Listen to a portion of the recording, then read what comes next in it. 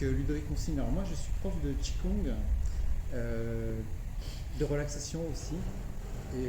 Donc voilà, je travaille différentes choses autour de ces deux aspects. Et on verra que voilà, il s'approche assez près de ce que vous vivez peut-être en yoga. On verra qu'il y a une fusion quelque part qui se fait indépendamment des origines de chaque discipline. Donc mon parcours, puisqu'il faut situer un petit peu tout ça pour voir que ça aboutit à un bouquin, enfin à deux bouquins, mais en l'occurrence on va parler d'un seul. Mon parcours, ça a été un parcours de recherche, de quête. Voilà, c'était vraiment ça en fait, puisque aussi loin que remontent les souvenirs, il y a eu comme une sensation, un goût en fait de quelque chose de perdu, tout au moins qui avait disparu, puisque voilà, il y avait ce goût de la toute petite enfance où tout était merveilleux et puis innocent, etc. Et puis il y a eu l'entrée dans un monde un petit peu plus duel, on va dire ça comme ça. Et donc là, il y a eu confrontation avec ce souvenir un petit peu quelque part, hein, ce souvenir qui ne ressemblait pas à grand-chose finalement, mais il y avait quand même un goût de la paix, de la joie, de l'amour qui restait là, que je n'arrivais pas à retrouver dans le monde en fait, dans lequel j'étais baigné. Donc ça a duré un certain temps, et c'est là que les questionnements ont commencé à arriver, voilà, mais où est ce goût, où est ce souvenir dans ce que je vis, dans cette vie voilà, manifestée, on va dire. Et du coup, voilà, j'ai fait beaucoup de recherches, voilà, je me suis intéressé à beaucoup de choses, à la Kabbale, enfin j'ai étudié beaucoup de choses, la Kabbale, l'astrologie karmique, le tarot initiatique, j'ai même fait des régressions, etc. Donc les régressions, vous savez ce que c'est, hein, ouais. Enfin, j'imagine. Une histoire avec le karma pour voir les vies antérieures, etc. Et en fait, tout ça m'a apporté beaucoup de savoir, voilà, beaucoup de connaissances.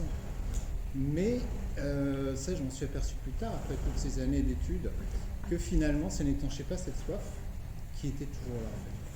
Alors, soit il y avait des connaissances, il y avait du savoir, mais il n'y avait pas ce côté pétillant du vécu, d'un souvenir sur lequel je n'arrivais pas à mettre de mots, en fait, de l'amour, de la paix, de choses comme ça, de la tranquillité.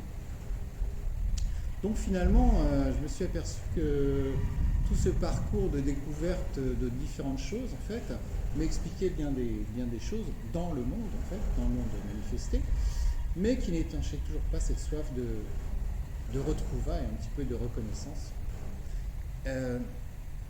Donc ça a duré un certain temps, hein, je suis court, hein, parce que voilà.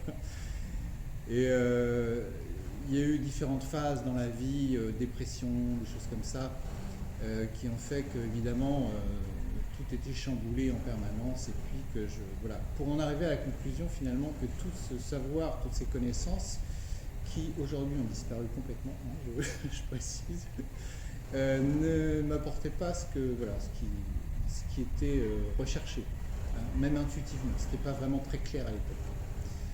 Et puis de là, il y a eu le Qigong pour moi, hein, qui a été une révélation, hein, comme j'imagine peut-être le yoga pour vous. Et là, c'était une voie qui s'est ouverte, une voie alors au-delà de la pratique technique et corporelle du Qigong, et puis respiratoire, etc., c'est greffé sur cette pratique, puisque j'étais très assidu et j'ai beaucoup pratiqué.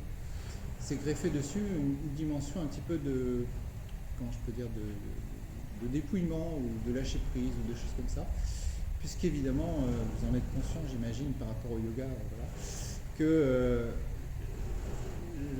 la découverte et l'entrée dans ces deux arts, peut-être, se fait par le lâcher, et en fait, peut-être aussi le lâcher à plein de niveaux, en fait, au niveau corporel, au niveau respiratoire, mais aussi au niveau de la tête. Et donc, pratiquant très intensément ces disciplines, et parallèlement des techniques de respiration, etc., de pranayama et tout, ben voilà, il y a eu une espèce de transformation qui s'est faite sans que je recherche ça, vraiment, finalement, ça s'est plus présenté que ça n'a été recherché. Et de là, voilà, il y a une espèce de constatation que oui, il y avait quelqu'un en fait qui était à la source de tout ça, quelque chose, peu importe le mot qu'on lui met, et que finalement cette paix, cette tranquillité que je cherchais depuis longtemps, finalement, à retrouver quelque part, eh bien, ce n'était pas par l'acquisition qu'elle se représentait à moi, mais c'était plutôt par le lâcher et le dépouillement un petit peu de pas mal de choses finalement.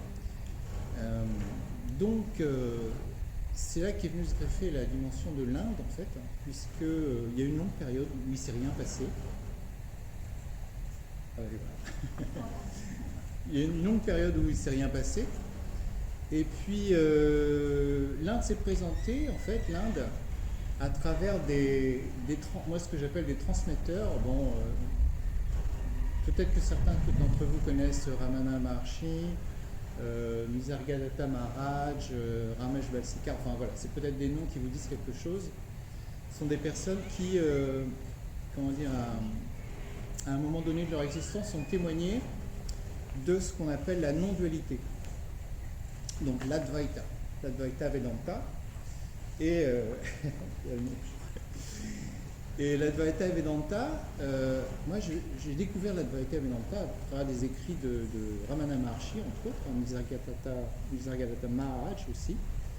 Mais celui qui m'a vraiment le plus percuté dans ces transmissions, dans ces informations transmises sur la non-dualité, c'était Ramesh Balsekar. Voilà. Et ça m'a vraiment percuté, parce que là, je me suis dit vraiment, il y a quelque chose qui est de l'ordre de maintenant, au niveau de l'information, qui n'est plus une histoire racontée avec des tenants, des aboutissants, mais tout ramenait dans ces informations qui étaient transmises par Ramesh Balsekar à maintenant. Qu'est-ce que c'est que maintenant ? D'où le titre du livre, hein, ici maintenant. Voilà. Donc Ramesh Balsekar pour moi était très très important, au point que d'une certaine manière on a fait connaissance tous les deux, puisque ayant eu connaissance de la non-dualité de cette transmission, je me suis dit est-ce qu'il existe des transmetteurs aujourd'hui pas loin de chez moi, ou des écoles ou des choses comme ça. Et je suis tombé sur quelqu'un qui s'appelle Eric Tolon, qui transmet l'Advaita Vedanta, qui était pas loin de chez moi, donc c'était super. Donc j'ai pris contact avec lui, et puis il se trouve que ses enseignements étaient gratuits en plus, donc là on voit vraiment une dimension de générosité et de transmission sans attente. Et j'ai commencé à rencontrer ce monsieur avec d'autres personnes aussi, et ça n'a pas duré très longtemps cette transmission. En fait, il y a eu un moment assez de déclic. C'est qu'un jour on faisait une méditation ensemble avec d'autres personnes et Eric Tolon, et alors voilà, ça peut paraître un petit peu fou cette histoire, mais je vous la raconte pour vous montrer un petit peu le point déclencheur, hein. C'est que à ce moment-là, en pleine méditation, moi j'avais les yeux fermés, bien tranquille, bien posé, bien relax. Et j'ai eu comme une espèce de vision d'un personnage qui sortait de ce Eric Tolon, qui venait s'asseoir à l'intérieur de moi. Et ce personnage était Ramana Maharshi, pour moi, en tout cas. Voilà, donc c'était un premier choc, en fait, vous voyez, de se dire, ah oui, il y a quelque chose de vivant et de maintenant, en fait, dans ce qui se passe. Et là, à partir de là, il y a eu un vrai choc de recherche, mais d'une autre forme de recherche que celle que j'avais eue précédemment, qui semblait être une recherche de savoir et de connaissance, alors que là c'était une recherche de découverte en fait plutôt. Et le savoir et la connaissance au départ étaient tournés vers l'extérieur, vers le monde, et là ce qui était proposé c'était une connaissance mais de l'intérieur et non plus du monde. Donc de ce qu'on appelle le moi en fait, hein, ici. Voilà.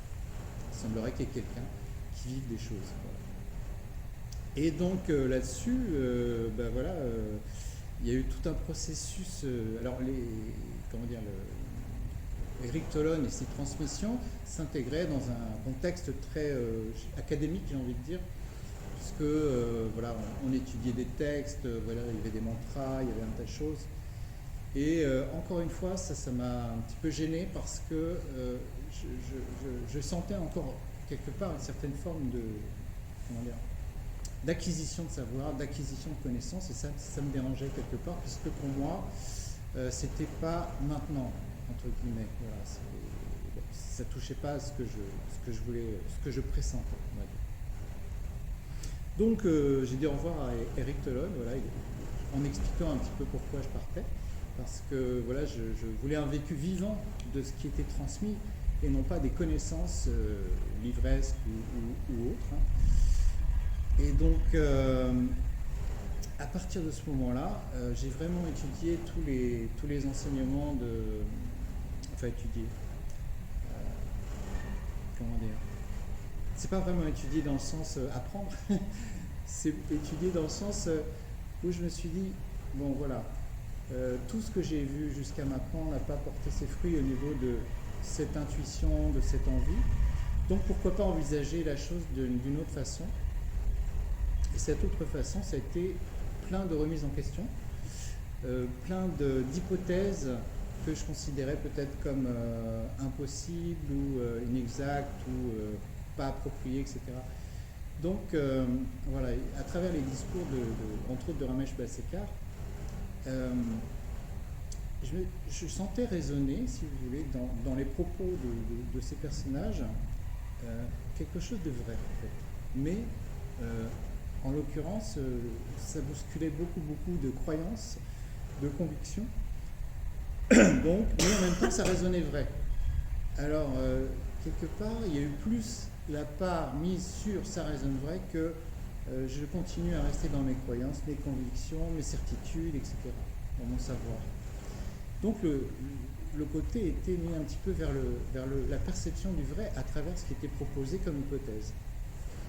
Et de là, on est suivi un cheminement personnel, en fait, qui a été, puisque tout ramène à moi, en fait, finalement, hein, puisque finalement la paix, qui la veut, qui, etc., voilà, c'est toujours le moi. Donc, qui est ce moi, finalement, hein, c'était le point de départ de la découverte, un petit peu de tout ça. Et il y a eu absolument tous les aspects du personnage Ludovic qui ont été explorés. Quand je dis tous les aspects, c'est ce qu'on retrouve dans le livre. C'est-à-dire c'est la dimension sensorielle, c'est la dimension des émotions, c'est la dimension du mental, des pensées, etc. Donc en fait, toutes ces dimensions de ce qu'on croit être, en fait, quelque part, a été explorée. Mais quand je dis explorer, c'est pas juste constater, c'est voir quelle était la réalité en fait de tout ça, de tout ce qui apparaît finalement, hein, puisque tout apparaît, on est ok avec ça. Et finalement, j'ai voulu aller au fond des choses, hein, pour voir voilà, qu'est-ce que c'était que toutes ces apparitions finalement et à quoi elles renvoyaient. Et toutes ces apparitions, que ce soit les pensées, les sensations, les émotions, etc., renvoient à celui qui voit tout ça, finalement. Et alors que la plupart du temps, en fait, quand surgissent des choses comme ça, des émotions, des pensées, le personnage, en fait, va entrer dans ce jeu un petit peu d'apparition des émotions, et puis il va jouer quelque chose dans cette histoire qui se présente. Pareil pour les sensations, pareil pour la mémoire, etc. Il va y avoir une entrée d'un personnage dans quelque chose qui se présente. Et là, moi, je connaissais bien ce mécanisme-là, parce que, on va dire, entre guillemets, j'avais vécu ça toute ma vie. Mais en n'étant pas conscient que, quelque part, le personnage entrait dans les histoires. Voilà. Et là, ce qui était proposé, c'était de voir que, non plus j'entrais dans les histoires, voilà, puis il y avait une espèce d'inconscience, une espèce d'amnésie qui faisait que je me croyais en train de jouer dans les histoires. Mais là, il était clairement vu que les histoires pointaient vers ceux qui voyaient ces histoires. Donc vous voyez, c'est quand même différent.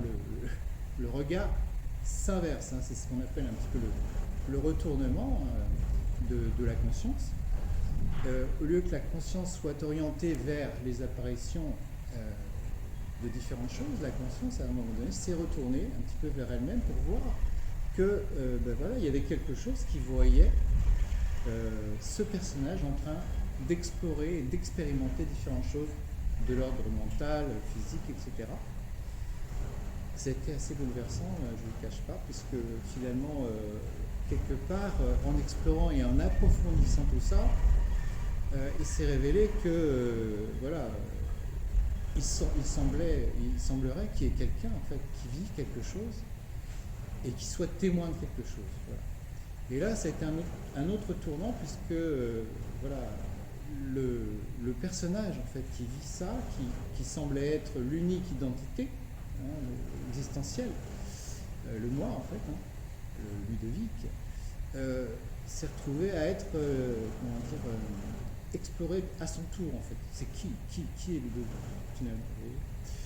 Et de là, voilà, il y a toutes ces explorations à travers tout ce qui est proposé dans le livre, a amené à essayer de découvrir qui était ce personnage finalement. Il n'y a pas eu de réponse. Il n'y a pas de personnage. Il y a un personnage, mais on pourrait dire qu'il y a de multiples personnages, puisque finalement, il y a une personne qui est là, qui va vivre une séance de yoga, et puis après, il y a une personne qui va être dans sa famille, dans son foyer, donc qui va vivre une autre forme de personnage avec d'autres circonstances. Il y a le personnage qui est au travail, qui va vivre une autre façon d'être. En fait, vous voyez, donc on pourrait dire qu'il y a une multitude de personnages dans notre quotidien. Et ce qui a été pointé, c'était, oui, ok, je vois qu'il y a plusieurs personnages, il y a plusieurs Ludovic à la maison, Ludovic au travail, Ludovic, etc., etc. Ils sont tous différents, mais il y a quand même quelque chose de commun, tout ça. C'est cette sensation, cette perception d'être, tout simplement. Mais pas d'être quelqu'un, d'être tout court. Vous voyez ? Puisque avant d'être quelqu'un, ou quelque chose, il y a être. Hein. On dit je suis, il y a d'abord je suis, et après il y a Ludovic. Donc vous voyez, déjà on met quelque chose sur je suis. Et voilà, donc tous ces grands sages qui témoignent de je suis, justement, finalement, mettent l'accent sur regarder la validité de ce que c'est que ce qu'il y a après je suis, finalement. Et voilà, le cheminement s'est orienté un peu plus vers ce je suis, finalement. Et non plus, puisque j'avais exploré le Ludovic. Donc finalement restait ce je suis. Donc vous voyez, c'est encore un petit peu plus de retournement vers la source du personnage. Et ça a été assez étonnant de découvrir que finalement il y avait quelque chose qui était tout le temps là et qui voyait un tas de choses apparaître, y compris le personnage Ludovic dans différentes situations. Je ne vous cache pas que c'est assez étonnant comme constatation vécue, hein, puisqu'on peut l'avoir en savoir, mais quand c'est vécu, ça prend une autre dimension. Et donc, cette dimension, entre guillemets, impersonnelle, puisque finalement, le je suis n'étant pas, la base de je suis Ludovic, n'étant pas, affilié à quoi que ce soit au niveau temporel, ni au niveau spatial, elle peut poser problème finalement. Puisque du coup, un personnage, donc Ludovic, se situe dans l'espace et dans le temps. Voilà. Et il s'est révélé avec le je suis qui est antérieur à Ludovic, que ce je suis est intemporel et non spatial. Puisque quel que soit l'endroit où je me trouve, quel que soit ce que je vis en tant que personnage, il reste je suis. Donc, ça va jusque-là, c'est pas trop... Okay. Donc voilà, il y a eu une histoire aussi de confrontation avec le temps et l'espace en fait finalement. Donc la question s'est posée à un moment donné de qu'est-ce que c'est que le temps, qu'est-ce que c'est que l'espace finalement. Et bon, c'est révélé que le temps et l'espace, pour moi en tout cas, pour ce qui se découvrait à ce moment-là, le temps et l'espace étaient aussi des apparitions. Voilà. Et que, en fait, ici et maintenant était pour le je suis la seule réalité finalement. Vous voyez, à aucun moment on peut dire je suis hier ou je suis demain. On peut dire que voilà, je ne suis que maintenant finalement. D'accord. Et là, comment dire, il y a la notion de ici et maintenant en fait qui apparaît, qui est le titre du bouquin. Donc le titre du bouquin c'est ici et maintenant, tout va bien. D'accord. Donc voilà. Mais j'ai rajouté quand même. Et si c'était vrai. Voilà. Alors et si c'était vrai est très important parce que tout ce qui est écrit dans le bouquin sont des hypothèses. Ce ne sont pas des vérités. Ce sont des hypothèses puisque la seule vérité c'est ce qui est vécu finalement. Donc ce qui est vécu voilà, est expérimenté et découvert finalement. Mais voilà, la proposition n'est pas une nouvelle croyance à adopter, vous voyez, de nouvelles informations à adopter, mais plutôt une proposition de vivre l'hypothèse, c'est-à-dire de voir si cette hypothèse tient la route ou pas pour le personnage. Vous voyez, donc c'est comme ça qu'est né ce livre un petit peu, puisqu'à un moment donné, une fois qu'il y a eu toutes ces réalisations, jusqu'à un moment donné où, puisque en fait jusque-là, j'avais été plein de questions, hein, plein d'interrogations, qu'est-ce que c'est que la vie, qu'est-ce que c'est que l'amour, qu'est-ce que c'est que la mort, etc. etc. Il s'est révélé qu'un jour, c'est peut-être pas un jour, mais à un moment donné, il n'y avait plus de questions. En fait. Il n'y avait plus de questions par rapport à rien finalement. Donc voilà, c'était très étonnant puisque finalement il y avait quelque chose qui se contentait de ce qui était là maintenant. Et c'est très apaisant, et très joyeux en même temps, puisque finalement c'est plutôt les questionnements, les interrogations, même si c'est passionnant dans la quête, mais toutes ces interrogations, ces questionnements sont souvent générés par des peurs en fait, hein, quelle que soit la source de la peur. Mais je trouve que là, voilà, il n'y avait plus d'interrogations, plus de questionnements. Et voilà, ça a été assez étonnant de constater ça. Et c'était super sympa, puisque finalement, voilà, c'est comme si j'avais trouvé un socle, hein, voilà, sur lequel j'étais bien installé confortablement. Et ça, entre guillemets, on pourrait dire pour l'éternité, puisque voilà, l'éternité. Ça a un sens un petit peu voilà, paradoxal de dire ça. Mais si par exemple je vous pose la question, si je vous demande quand commence maintenant et quand finit maintenant, bah, qu'est-ce que vous allez pouvoir me répondre en fait? Vous voyez, je ne sais pas si quelqu'un a envie de dire quelque chose par rapport à cette question. Mais on peut dire c'est maintenant, c'est tout le temps maintenant. On est d'accord. On ne peut pas dire maintenant c'est demain ou maintenant c'était hier. Hein. On peut dire que maintenant c'est maintenant. Et c'est toujours maintenant. Donc cette notion de c'est toujours maintenant fait évidemment appel à... Il n'y a pas de début, il n'y a pas de fin. Donc qu'est-ce qui n'a pas de début et qu'est-ce qui n'a pas de fin? Qu'est-ce qui n'a pas de début, pardon, qu'est-ce qui n'a pas de fin? C'est l'éternité. Donc c'est pour ça que je parle d'éternité dans le sens où voilà, il n'y a plus de... Il n'y a que maintenant. Et ce maintenant, alors on pourrait se dire, bon ben voilà, ok, il y a eu une assise, voilà, il y a une constatation qu'il n'y a que maintenant, il y a la joie, il y a la paix, il y a tout ça.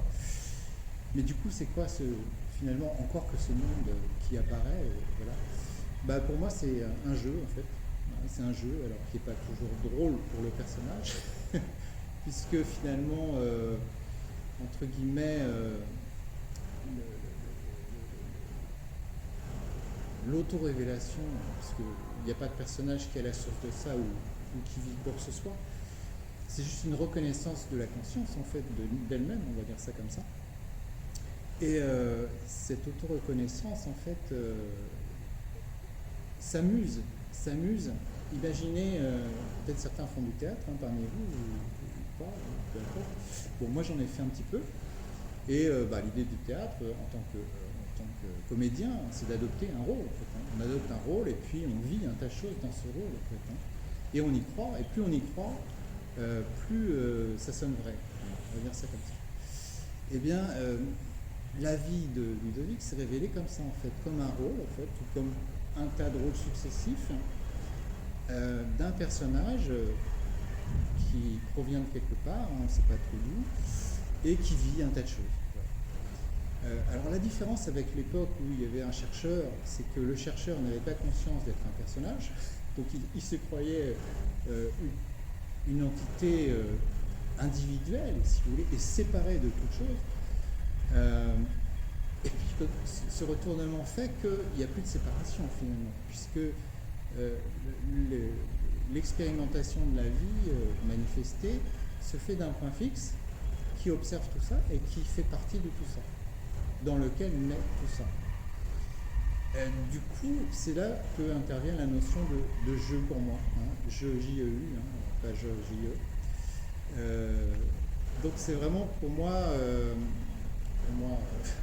aujourd'hui, puisqu'on est en train de parler dans cette expérience, mais c'est vraiment une notion de personnage qui s'amuse en fait à expérimenter plein de choses. Alors, qui s'amuse effectivement, c'est pas toujours drôle, pour le personnage, hein, puisque le personnage va vivre de la souffrance, mais aussi de la joie.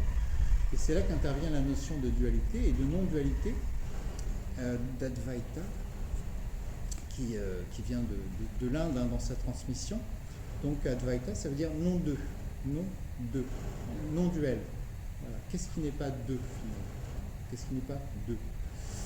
Et là, pour moi, il y a un rapprochement qui a été assez intéressant dans mes découvertes, c'est de voir le rapprochement entre le Tao et l'Advaita, donc ce cheminement non-duel. Moi, par rapport au Qigong, je viens des arts martiaux aussi, donc le Tao, ça me parlait assez bien, mais bon, voilà. Et je ne sais pas si vous voyez le symbole du Tao, vous voyez, c'est un rond en fait, hein, avec une espèce de S à l'intérieur qui sépare du blanc et du noir, en fait. D'accord ? Un rond avec du blanc et du noir, avec une séparation en forme de S au milieu. Et ce symbole s'est vraiment révélé très très fort, en fait, parce que le personnage, on pourrait dire, vit dans la dualité. Hein, on expérimente tout ça dans notre quotidien. Un coup je vais bien, un coup je vais pas bien. Un coup je suis en forme, un coup je suis fatigué. Un coup je suis en colère, un coup je suis en paix, etc. On peut trouver de multiples exemples hein, dans notre quotidien en tant que personnage. Et cette notion de dualité, en fait, hein, donc, est vraiment intégrée dans ce cercle, en fait. Quand on voit le symbole, on voit vraiment le cercle d'abord, et puis après on voit les deux, le blanc et le noir, donc la dualité. Et on pourrait se dire que le personnage évolue dans la dualité, d'accord ? Mais d'où vient la dualité finalement, vous voyez ? Eh bien, elle vient de ce cercle qui est unique. Et c'est là qu'on voit la dimension non-duelle de l'histoire. C'est là qu'on voit la dimension de l'unité de l'un, en fait, hein, qui est au sein duquel apparaît cette dualité. Et ça, pour moi, ça a été assez important à découvrir, puisque finalement, pendant toute cette vie de quête, de questionnement du personnage, en fait, il évoluait dans cette dualité en essayant de trouver la paix dans cette dualité. Donc par moment, effectivement, il trouvait la paix, mais bon, l'instant d'après, il trouvait la souffrance. Donc ça n'avait pas de sens finalement. C'est pour ça que ça s'est orienté petit à petit vers cette unité, ce cercle au sein duquel naît la dualité. Donc voilà, entre autres, pour le rapprochement entre l'Inde et puis, on va dire l'Asie, le Tao, l'Advaita, non deux, dont parlent les personnes dont je parlais, Ramesh Balsekar entre autres. Hein. Je regarde le timing. Et donc voilà, alors suite à ce retournement, il peut se passer plusieurs choses en fait. Il peut se passer juste une espèce de tranquillité permanente dans le vécu de l'histoire, sans rien vouloir d'autre, hein, puisque tout va bien finalement, quoi qu'il se passe, puisque le regard n'est plus vu depuis un personnage, mais le regard est vu depuis la source qui génère le personnage. Donc du coup, quoi qu'il se passe dans l'histoire, il n'y a pas de problème finalement. Mais on continue à jouer comme un comédien le rôle du papa, de la maman, de l'enfant, de celui qui va bien, de celui qui ne va pas bien. Et la proposition en fait des transmetteurs, et puis peut-être de ce livre aussi, je ne sais pas, c'est de se dire bon finalement, oui, est-ce que j'en suis à me poser la question, oui, mais finalement, ça rime à quoi tout ça quoi. Donc c'est ce qui s'est passé. Et une fois le retournement effectué, il peut se passer donc ou une envie de transmettre, ou une envie de vivre tout simplement l'expérience de cette vie manifestée. Bon, moi, il se trouve qu'à ce moment-là, j'avais une forte envie de transmission, en fait. Hein. Il y avait un élan, en fait, qui disait, ouais, j'avais envie de parler de tout ça, voilà. Et puis, ça a pris la forme d'un livre, en fait, finalement. Donc, j'en arrive au bouquin. Et donc, ce livre est apparu. Alors, les questions, c'était, mais comment exprimer tout ça, finalement? Comment exprimer tout ça? Sous quelle forme? Donc, ça peut être verbal, hein, comme maintenant. Mais ça peut être écrit aussi. Et c'est sous la forme d'écriture que c'est né. Et alors, c'est un roman. Hein, voilà. C'est un roman initiatique, hein, un petit peu. J'appelle ça roman initiatique. Et le personnage principal est une femme. Alors, je ne sais pas pourquoi j'ai choisi. Ça a choisi une femme, hein, une jeune femme en plus, d'une trentaine d'années. Et qui a une vie tout à fait ordinaire. Et il se trouve que cette femme entend une voix à un moment donné. Donc, voilà, elle entend une petite voix. Et ça lui paraît quand même assez réel, hein, au niveau perception. Et bon, c'est pas trop ce qui se passe, elle est complètement déboussolée.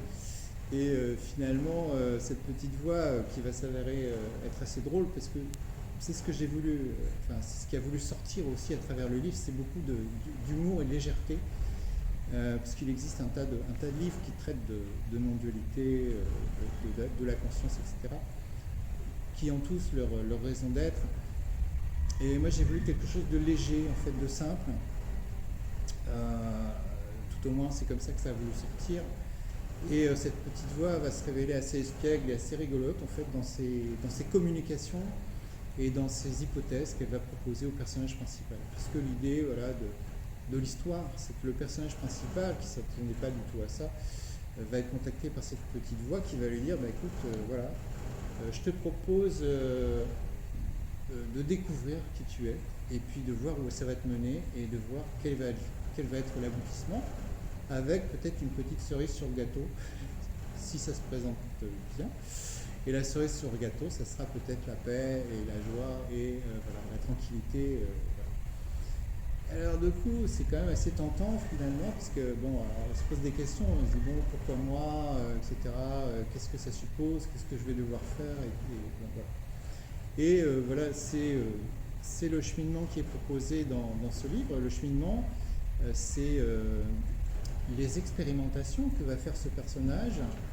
Donc elle va plonger vraiment avec l'aide de son guide à l'époque, qui s'avérera être autre chose qu'un guide, mais elle va explorer toutes les dimensions de ce qu'elle croit être finalement. Voilà. Et elle va découvrir ce qu'elle est, ce qu'elle n'est pas, etc., pour en arriver à une constatation qui sera ce qu'elle est. Je ne vais pas dévoiler le scénario, enfin tout le bouquin. Mais ça va plutôt bien fonctionner pour elle, même si elle va traverser une période assez noire. Et il se trouve que dans un cheminement de découverte, hein, de ce qu'on est vraiment, j'ai envie de dire, profondément, ça peut passer par des percussions et des frottements, évidemment, puisque le personnage qu'on appelle souvent l'ego ou le mental, il tient sa petite dimension d'ego, hein, de contrôleur, et c'est moi qui gère tout. Finalement, c'est moi qui suis au centre, et puis c'est moi qui gère ce qui se passe. Voilà. Et des fois,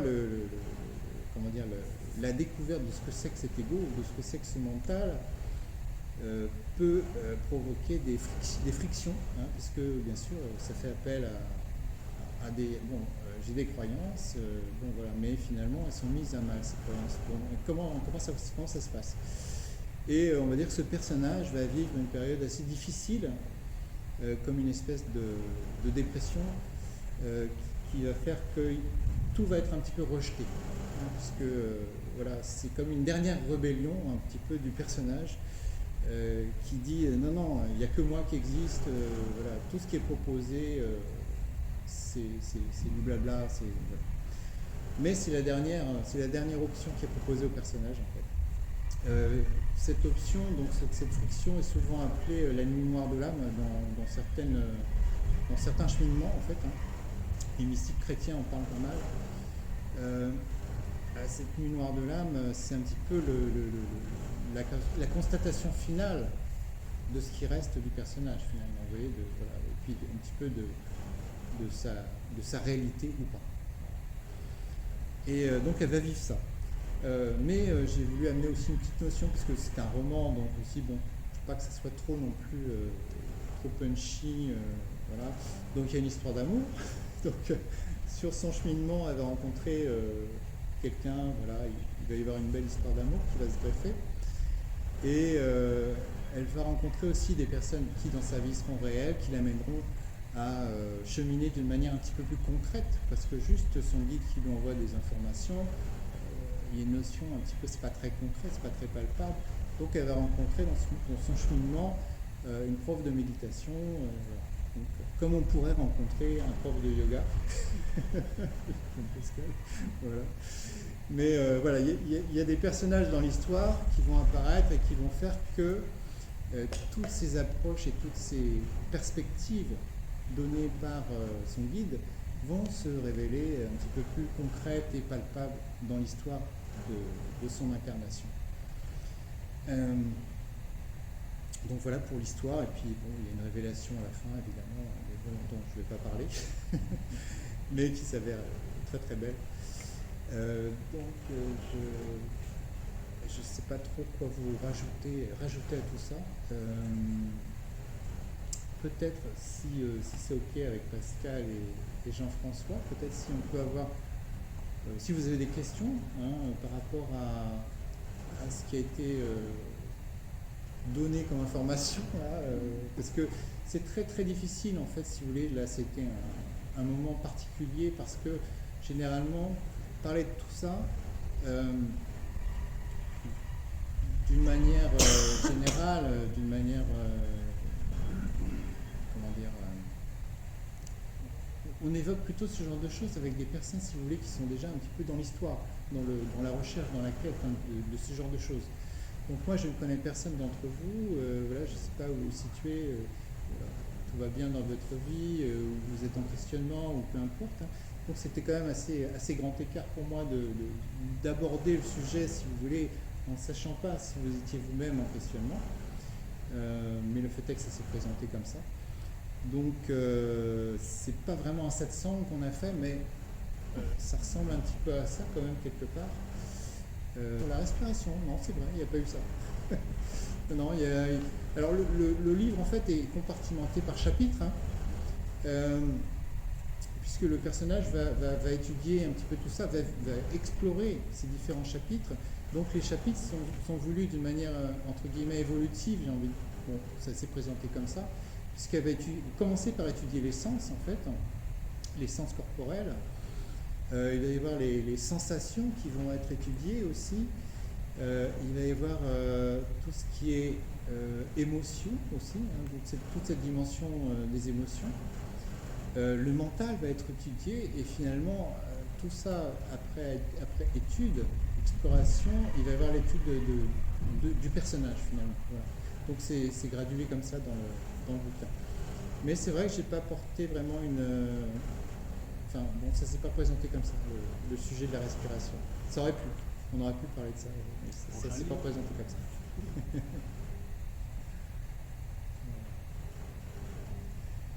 Quand vous dites exploration, par exemple, des sensations, vous pouvez nous donner un exemple plus concret? Oui, tout à fait.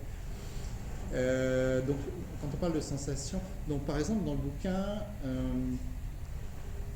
il est fait référence au toucher, par exemple, hein, donc, la sensation du toucher finalement.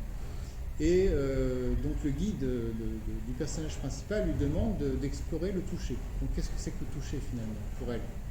Donc lui dit voilà, tu vas toucher une partie du corps, puis tu vas dire ce qui se passe finalement. Et elle dit bon bah c'est simple, hein, voilà, je déplace ma main, voilà, ok, je sens qu'il y a un contact, d'accord. Bon. Elle lui dit mais t'es sûr que c'est ça en fait finalement? T'es sûr que c'est ce qui se passe? Il y a un contact entre deux choses, entre ta main et ce que la main touche finalement. Regarde bien. Et bon, vous pourrez faire l'exercice si vous voulez chez vous. Mais quand on fait cet exercice en fait de toucher finalement, les yeux fermés c'est mieux parce que la vision évidemment donne la dimension de séparation. Hein. Il y a une main quelque part et il y a autre chose ailleurs. Mais quand on coupe la vision, et que là déjà, bon voilà, c'est différent, hein, les sensations ne sont pas les mêmes. Et donc, ce qui lui est proposé, c'est de voir que finalement, il apparaît une forme de perception en fait, du toucher qui change, d'accord? Mais il n'y a pas deux choses en fait. Il n'y a qu'une chose qui apparaît, c'est un changement de ce qui apparaît. Oui, il n'y a pas la perception de la main touche quelque chose de distinct, il y a quelque chose donc, qui semble en mouvement, en fait, on va dire, et voilà, à un moment donné, cette perception de quelque chose qui semble se déplacer se transforme en autre chose finalement. Donc vous voyez, c'est un petit peu cette dimension-là qui est proposée finalement. L'idée étant de vraiment valider ce qui se passe finalement en voyant si c'est deux ou si c'est un. Vous voyez? Et voilà, nous on est habitués à évoluer dans le deux, voilà, il y a moi, puis il y a les autres, mais la proposition à travers toutes ces expériences de sens, etc., c'est de voir que tout ramène à ce qui constate ça. Vous voyez? À ce qui constate l'expérience qui est proposée. Et voilà. Tout en sachant, alors il y a un petit truc qui est important aussi des fois à dire, enfin, dans le bouquin entre autres, son guide lui dit, bon, est-ce que tu sais que le corps, enfin ce qu'on appelle le corps, est composé essentiellement de vide. Donc voilà, la physique quantique aujourd'hui démontre bien ça, quoi, en fait, hein, que voilà, c'est que des petites particules qui sont en mouvement, en fait, hein, ce qu'on appelle le corps. Des petites particules qui sont en mouvement, mais qu'il y a beaucoup plus de vide que de plein, en fait, vous voyez, dans ce qu'on appelle le corps. Donc déjà, elle lui fait prendre conscience de ça, et déjà, être une masse compacte, ça disparaît un petit peu, vous voyez, une notion d'espace qui commence à apparaître, et de grand tout au sein duquel ces petites particules voilà, s'assemblent et jouent, en fait, à différents jeux, quoi. Donc c'est un petit peu voilà, les expérimentations sont ça. Le personnage va aller au-delà de juste c'est comme ça et c'est comme ça que j'ai appris que c'était et c'est comme ça que je crois que c'est finalement. Vous voyez, c'est pour ça qu'en fait ce genre de proposition ne prend sens que quand il y a vraiment un élan impersonnel, j'ai envie de dire, vous voyez, vers un questionnement, en fait, finalement. Ça peut être juste une acquisition de savoir, de connaissances, mais ça n'a pas trop de sens, finalement, quand c'est pas validé par quelqu'un qui croit que quelqu'un. Oui, pour dire sur la notion de maintenant, j'avais écouté une télévision, je ne sais pas très bien, qui a même fait un livre. Excusez-moi, je vous entends pas très bien. Que le maintenant, en réalité, n'existe pas. Oui. Maintenant n'existe pas. Oui. Le moment où on dit je suis maintenant, non. Oui. Quand on dit il est disparu. C'est déjà trop tard. C'est vrai, le temps, c'est un continuum. Il n'y a pas de moment de temps. Tout à fait. Maintenant n'existe pas. Maintenant n'existe pas. Je suis d'accord. maintenant n'existe pas. Mais là, on va loin. Hein. On plonge un petit peu plus loin, si vous voulez, dans le... Moi, je me suis arrêté à un certain endroit et vous enclenchez sur voilà, ce qui est présupposé par la suite, finalement, c'est cette notion de réalité ou pas de ce qui est là maintenant. Vous voyez ce que je veux dire? Y compris le temps, y compris l'espace, y compris quelqu'un. Voilà, alors je vais peut-être on aura l'occasion d'en reparler, mais oui, cette notion de maintenant, effectivement, n'existe pas non plus. C'est intéressant. Oui, bien sûr, bien sûr. Ouais. Oui, parce qu'en fait, finalement, quand tout est vu comme étant, quand tout est vu, hein, je dis bien tout, hein, comme étant une apparition permanente, d'où est-ce que ça apparaît? Oui, oui, voilà, la question essentielle, c'est ça, quoi, finalement. D'où est-ce que ça apparaît? Et ce d'où est-ce que ça apparaît, évidemment, n'est pas localisé dans le temps ni dans l'espace et ne ressemble à aucunement à ce qui est là, hein, parce que ça apparaît. On est d'accord. Donc, d'ailleurs, un exemple assez simple qui est repris par certains transmetteurs, vous ferez l'essai peut-être chez vous, enfin, où vous poserez la question, c'est, vous prenez une feuille de dessin, et il y a peut-être des dessinateurs, des peintres hein, parmi vous, et vous dites, voilà, je vais dessiner ou peindre ce que je vois. D'accord? Ce que je vois. Ok? Donc on va dessiner ce qu'on voit. D'accord? Mais la majorité du temps, ce qui n'est pas dessiné, c'est le bout du nez, et ce qui apparaît du corps, en fait, finalement. Comme si le corps était extrait, ne faisait pas partie de ce qui est vu. Vous voyez ce que je veux dire? Quand vous me regardez, il y a une partie de vous-même corporelle qui apparaît. On est d'accord? Vous voyez peut-être le bout de votre nez un petit peu dans le champ de vision. Ou pas. Moi j'ai un grand nez, hein, donc c'est facile. Mais voilà, là, si je regarde tout ce que je vois, mes genoux apparaissent dans mon champ de vision. D'accord? Mais c'est pas ça que je vais dessiner, moi. Je vais dessiner tout ce qui est visible, sauf peut-être mes genoux. Puisque je ne me place pas, je ne me positionne pas dans ce qui est vu. Je me positionne comme ce qui voit. Alors qu'en fait, ça c'est vu aussi. Vous voyez? Mais par quoi?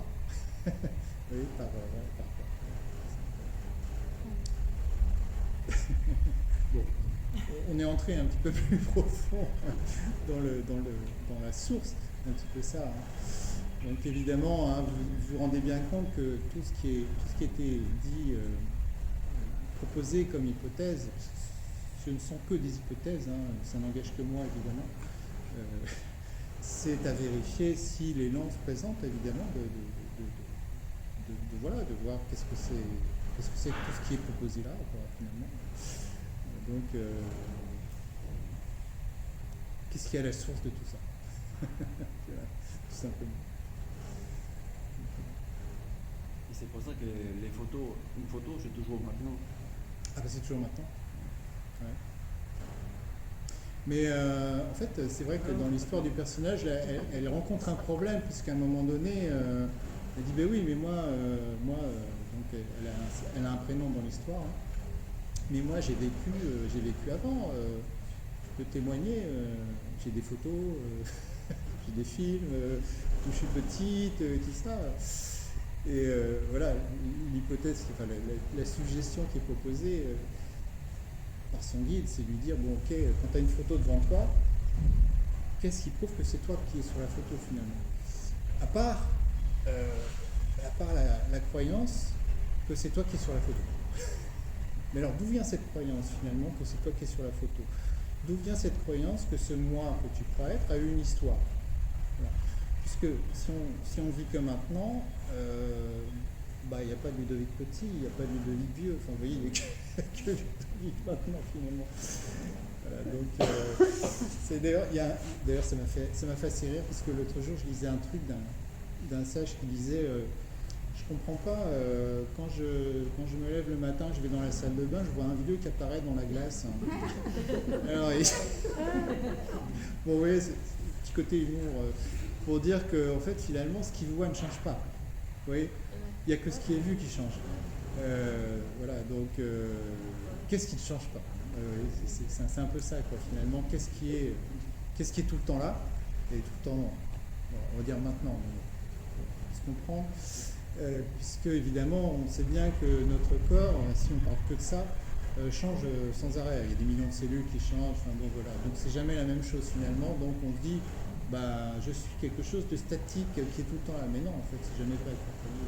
Même les pensées, ça change. Puis quel contrôle on a sur les pensées, enfin, bon, ça peut aller loin. Donc le moi n'existe pas. Pardon?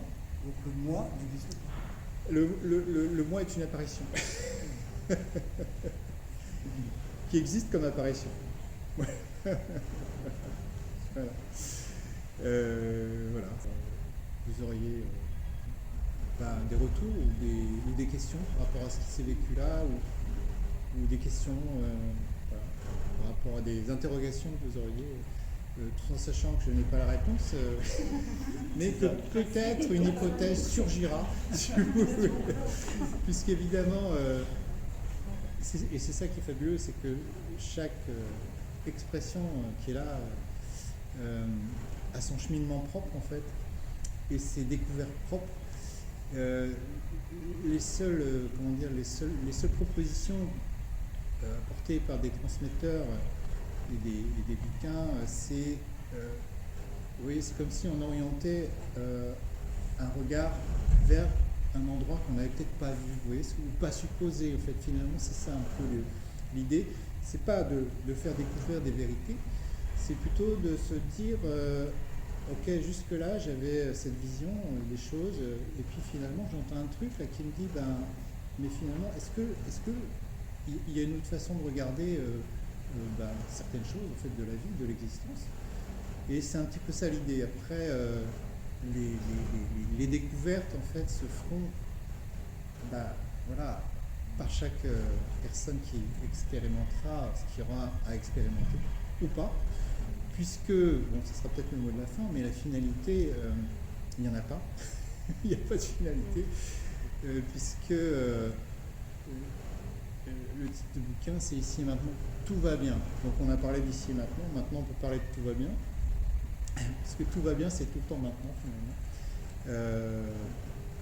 Puisque l'essence de ce que l'on est, de cette apparition-là, elle va bien. Donc, voilà. On peut dire que tout va bien tout le temps maintenant, effectivement. Et c'est une réalité. C'est une hypothèse que je propose. Voilà. Donc, voilà, je vous remercie vraiment beaucoup parce que vous avez été voilà,